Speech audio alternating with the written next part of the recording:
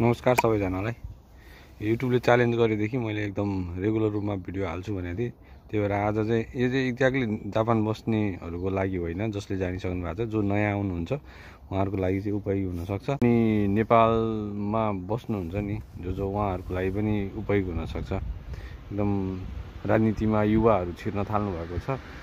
यो कुराहरूले यस्तो खाले फोहोरको चाहिँ व्यवस्थापन हुनुपर्छ भन्ने सोचहरू पनि आउन सक्छ होइन। र हेर्नु यहाँ चाहिँ के छ भने यसको प्लास्टिकहरू पनि फरक फरक कलरको हुन्छ। त्यो चाहिँ म पछि देखाउँछु, आज भ्याउँदिनँ होइन, मसँग समय छैन। युट्युबले च्यालेन्ज गर्न मात्र म यो हरेक दिन भिडियो बनाउन थालेको होइन। यहाँ चाहिँ ल हेर्नु, हाउस होल्ड गार्बेज, यो चाहिँ यो ट्युजडे र फ्राइडे है। अनि त्यसपछि क्यान र बिन खाले, क्यान्स एन्ड बोतल्स भने त्यो चाहिँ वेडनेसडे है। अनि पेत्तो बोतल पनि वेडनेसडे, क्यान बिन्स पेत्तो बोतल सबै चाहिँ वेडनेसडे फाल्ने हो। अनि त्यसपछि प्लास्टिक चाहिँ यहाँनिर लेखाएको छ बिहिबार थर्सडे फाल्ने हो।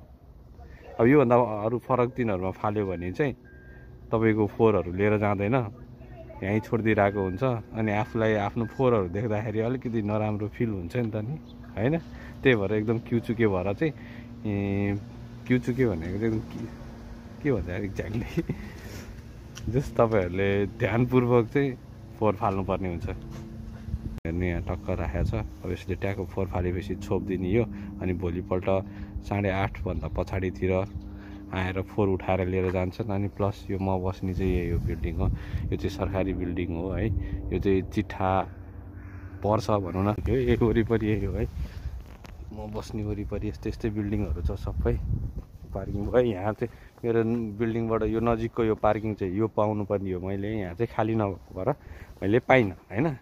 अब म तपाईँलाई देखाउन जाँदैछु मेरो गाडी राखेको ठाउँ।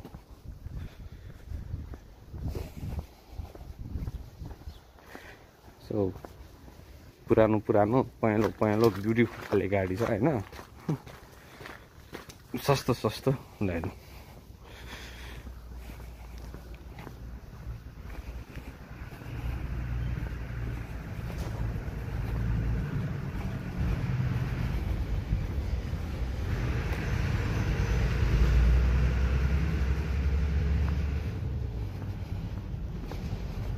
ए हो ओके।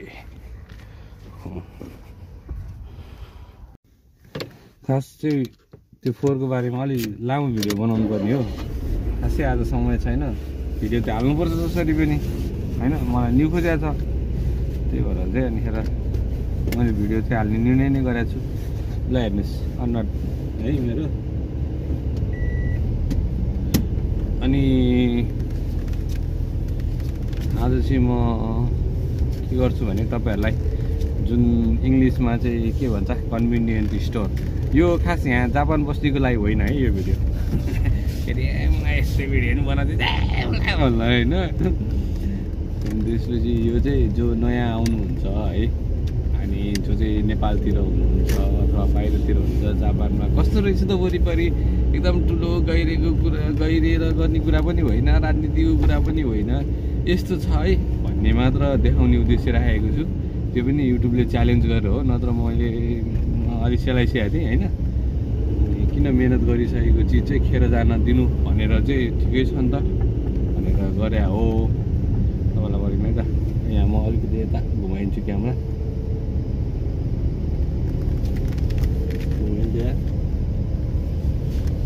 एकैछिन है। फोटो पो भयो त है के भन्छ ए ल भयो। यहाँ पनि राम्रो पार्क छ है, हेर्नु त ल वरिपरि हो। यतातिर आए पनि हुन्छ। यो 30 लेखेको देख्नुभयो, यो चाहिँ 30 भन्दा बढी स्पिडमा खास गाडी कुदाउनु नपाउने भनेर लेखेको हो होइन। म फर्किँदाखेरि तपाईँलाई यहाँको एकदम भनौँ न एउटा मन्दिर देखाइदिन्छु। भित्र त गएको छैन म, भित्र गएको छु, तर भित्र जान चाहिँ भ्याउँदिनँ, यसो बाहिरबाट देखाइदिनु। तर आज चाहिँ होइन, आज चाहिँ होइन। खासैलाई 4 कै लागि यो एपिसोड बनाऊ भनेर हो। अनि अघि मैले 4 भनेपछि 4 चाहिँ कसले थाहा पाउँछ र भनेर फालेर हुँदैन है, ठ्याक्क फाल्नुपर्छ, नत्र त्यो 4 त्यहीँ राखिदिरहेको नलगिरहेको देख्दाखेरि आफूले फालेको 4 आफूलाई थाहा हुन्छ र आफूलाई चाहिँ एकदम नराम्रो अनुभव हुन्छ नि त। अनि त्यसले नै गर्दाखेरि चाहिँ त्यस्तै कुराले काम गर्छ है, त्यस्तै कुराले चाहिँ मनमा छुने काम गर्छ र पक्कै पनि फालिँदैन होला। नेपालमा पनि यस्तो कुराहरू चाहिँ अबका दिनहरूमा सुरुवात भयो भने धेरै नै राम्रो हुन्छ। तपाईँलाई म 4 को प्लास्टिकहरू पनि देखाइदिन्छु अर्को कुनै एपिसोडमा है, भनौँ न कुनै अर्को भिडियोमा। त्यो चाहिँ अलिक भने चाहिँ रक्सीवालाहरू हो है, बवाल सहितहरूको मार्केट है। यो भिडियोमा देखियो कि देखिएन थाहा भएन।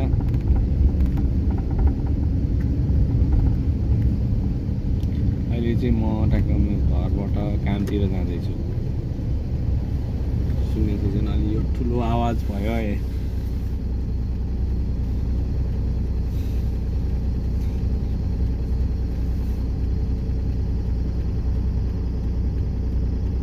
अहिले गइरहेको पब्लिक गाडीहरू हो।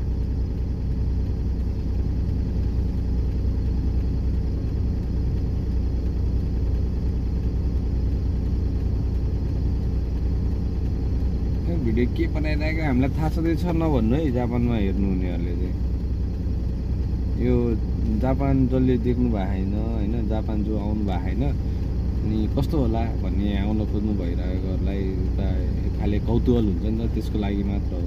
यस्तै छ यस्तै कुराहरू हुन् भनेर मात्र मैले अब चाहिँ भिडियो बनाउनु पर्यो भनेर सोचेर युट्युबले च्यालेन्ज दिएर चाहिँ मैले भिडियोहरू बनाउँदैछु, जुन चाहिँ एकदमै गहिरेर एकदमै गहिराइमा गएर त्यो कुराहरू हुने छैन होइन। किनभने भयङ्कर अध्ययन गरेको छैन मैले पनि। मैले जे देखिरहेको छु वरिपरि ट्याक्क एक्ज्याक्टली जे भोगिरहेको छु, जे चाहिँ हो सत्य क्या, ट्याक्क आँखा अगाडि देख्दा त्यसको भूमिकाहरू पनि केही पनि थाहा छैन। अध्ययन गरेँ भने भनिदिन्छु, अध्ययन नगरिकन हावामा चाहिँ बोल्नेवाला छैन म है।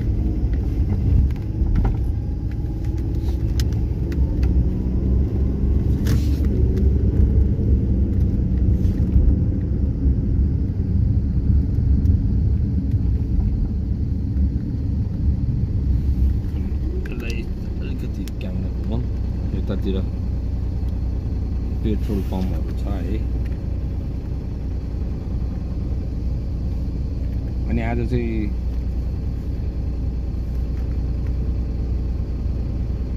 कम्बिनीमा बस्छ, कम्बिनी भन्छ यहाँ चाहिँ होइन, कन्भिनियन्ट स्टोर भन्छ अन्त इङ्ग्लिस बोल्ने देशहरूमा होइन।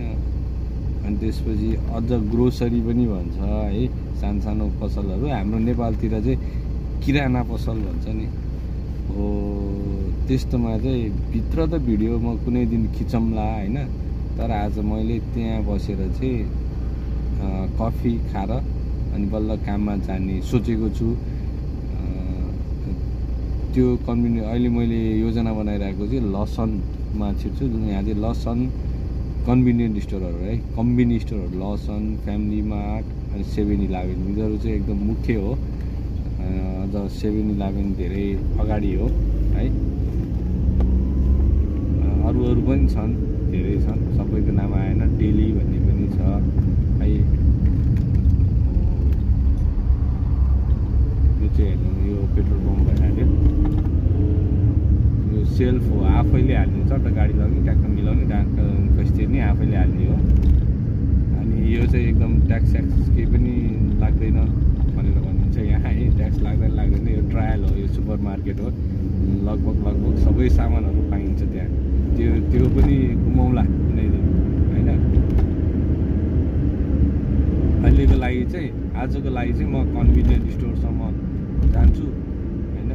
त्यसपछि कफी सफी किन्छु, त्यहाँ कफी खाँदै एकछिन बिदाबारीको खाले गफ गर्छु होइन। त्यतिसम्म भिडियो है, त्योभन्दा बढी भिडियो हुनेवाला छैन आज।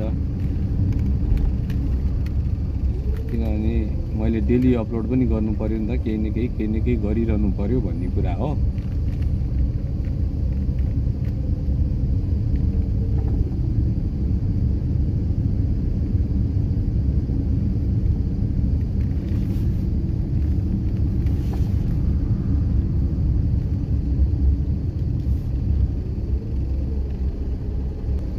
अब अर्को कुरा गरिहाल्नु, हिजो धेरै न्युजहरू आएको छ। अब मार्चबाट चाहिँ जापान पनि व्यापक रूपमा खुल्नेवाला छ भनेर, नयाँ भिजाहरूलाई पनि, स्टुडेन्टहरूलाई होइन, अनि जो अड्केर बस्नु भएको छ व्यवसायहरू सबैलाई चाहिँ एकदम सहज रूपमा अब आउन जान पाउने व्यवस्था गर्ने भनेको छ। अब फेरि त्यो के डिपेन्ड हुन्छ नि, कोरोना फेरि अब त्यसरी आउँदा जाँदा कोरोना त बढ्ने कुराहरू भयो भने फेरि रोकिने पनि सम्भावना छ भन्ने कुराहरू चाहिँ कता कता न्युजमा पनि पढेको थिएँ। अनि एक्ज्याक्ट म सोर्स होइन, त्यही भएर सोर्स खाले कुरा चाहिँ गर्दिनँ। मैले पढाएको थिएँ, देखाएको थिएँ, कतै भेटाएको थिएँ है। यो चाहिँ भएको छ, मार्चबाट चाहिँ खोल्ने कुरा भएको छ सबै नयाँ भिजा बाहकहरूलाई भन्ने कुरा भएको छ है, टुरिस्ट भिजा बाहेक।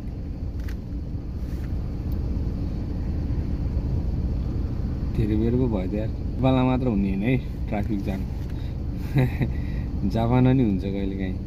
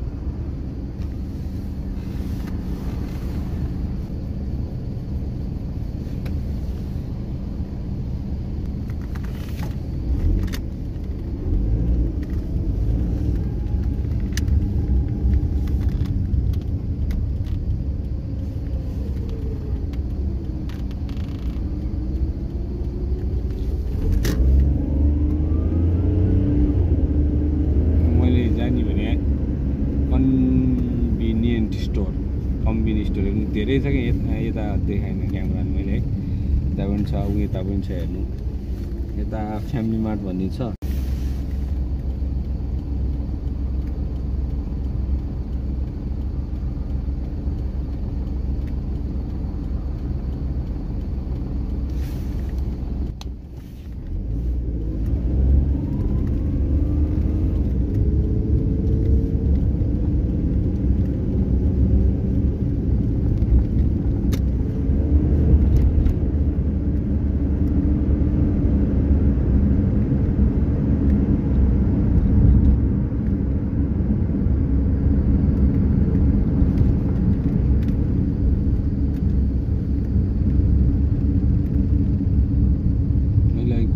लसन भनेर ल हेर्नु सुनेर म यहाँ छिरेर यता ल क्यामेरा घुमाएँ मैले, भयो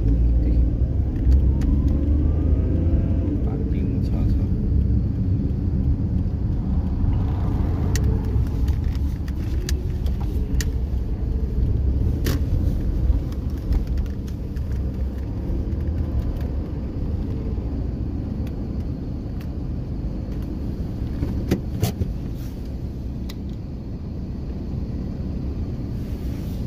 म जान्छु है, कफी लिएर आउँछु, खान्छु अनि कामतिर लाग्छु है एकैछिन।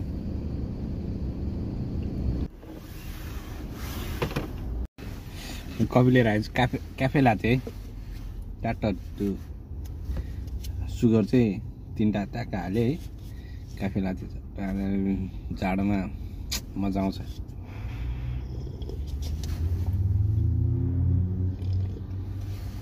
तर भित्र अलि जापानमा ठ्याक्क मान्छेहरूको अनुहारहरू खिच्ने गरी भिडियोहरू खिच्न अलि मलाई चाहिँ गाह्रो लाग्छ है, त्यही भएर नि भित्र नखिचे हो।